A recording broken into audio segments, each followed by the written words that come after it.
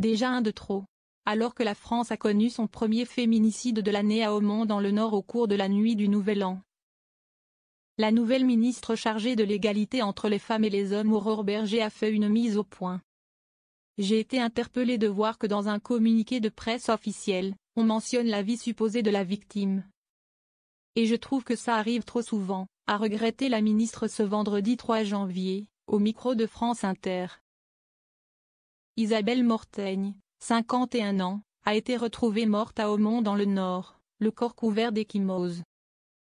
Son conjoint, qui a appelé les secours dans la nuit de mardi à mercredi en expliquant avoir fait une bêtise, a été placé en garde à vue, avant d'être mis en examen et placé en détention provisoire ce vendredi, selon l'AFP. Dans les détails donnés par le communiqué mentionné par Aurore Bergé. Le parquet de Valenciennes indique par ailleurs que le coupable présumé soupçonnait sa femme d'adultère. Ce qui compte, c'est l'auteur. Selon la ministre, une telle information n'y a pas sa place, on n'interroge jamais le passé de la victime.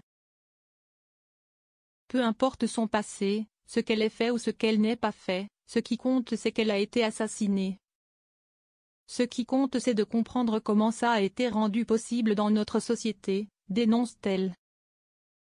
Une méthode qu'elle dit trop souvent retrouver dans les affaires de violences sexuelles notamment. Une femme victime de violences sexuelles, la question n'est pas de savoir le nombre de partenaires qu'elle a eu. La question est de savoir si elle a été victime d'une agression sexuelle ou d'un viol.